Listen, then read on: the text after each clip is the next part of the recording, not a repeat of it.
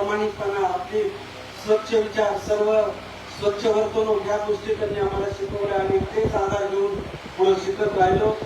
शिक्षण घेतलं, MPSC मधून सिलेक्शन झालं आणि पुढे त्याच विचाराने काम करत असतो.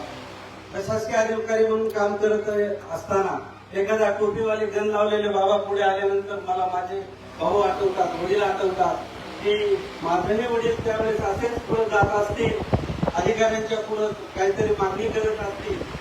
माझ्या दृष्टीने ती फाईल आहे, पण आलेल्या त्या माणसाच्या दृष्टीने त्याचं ते आयुष्य आहे, एवढं मी मनामध्ये खूप गाठ बांधून काम करत असतो. जर चुकून माझ्याकडून एखादा निर्णय झाला, एखाद्याला मी रस्ता दिला नाही, एखाद्याच्या बांधाची मी केस सोडवली नाही, एखाद्याचं वाटपाचं मी केलं नाही, तर काय होतं याचा मी प्रत्यक्ष अनुभव घेतलेला आहे. 10 फुटाच्या रस्त्यापासून शेतीच्या अंतरासाठी त्या शेतकऱ्याच्या शेतामध्ये मोठमोठ्या बांबे उभ्या राहिलेल्या आहेत. कारण काय? एकमेकाची निवडणुकीची ठीक आहे, अनेक कारणं असतील, परंतु त्या अधिकाऱ्याने 10 वर्षापूर्वी चुकीचा निकाल दिला असं मला वाटलं. की माझ्या दृष्टीने ती आलेली पुढे फाईल होती, परंतु आलेल्या माणसाच्या दृष्टीने ते त्याचं आयुष्य होतं. एवढं मनामध्ये फुलगाट बांधून मी काम करतो.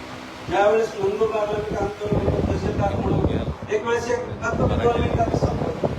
दादांना पुढे जायचं आहे, एक आजी माझ्या समोर आली, तिच्यासोबत एक लहानसं मूल घेतलेलं होतं, ते कोमजलेलं होतं आणि रडायला लागली. म्हणजे साहेब, या माझा मुलगा एक्सपायर झाला, माझी सून सोडून गेली घर, माझा नवरा वारला आणि माझ्या मुलाचं हे लहान मुल आहे.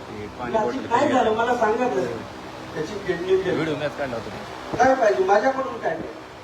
म्हणजे मुंबईला त्याचं ऑपरेशन करायचं 21,000